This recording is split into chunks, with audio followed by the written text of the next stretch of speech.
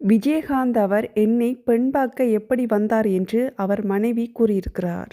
கால்ல செருப்பு இல்ல, காவி வேட்டி உடுத்தி ருத்ராட்ச மாலையோட ஒரு சன்னியாசி மாதிரி தான் வந்து என்ன பொண்ணு கேட்டாரு.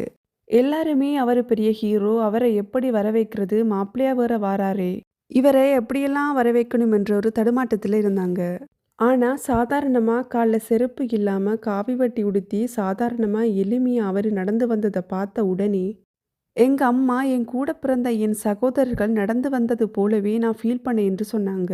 அவரு வந்ததை பார்த்ததுக்கு அப்புறம் நான் பொண்ணு கொடுத்தா இவருக்கு தான் கொடுப்பேன் என்று என்னைய விட தீர்மானமா முடிவு எடுத்தது என் அம்மா அப்பா தான்.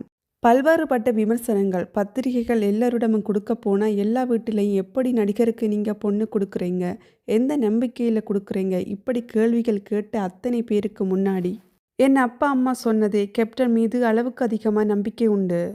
அதேபோல ஒரு நல்ல ஒரு மனிதனை நான் என் மகளுக்கு கணவனாக எனக்கு மாப்பிள்ளையாக எடுக்க நாங்க புண்ணியம் பண்ணி இருக்கணும் என்று சொன்னதாக கூறியிருக்கிறார் கேப்டன் விஜயகாந்த் மனைவி.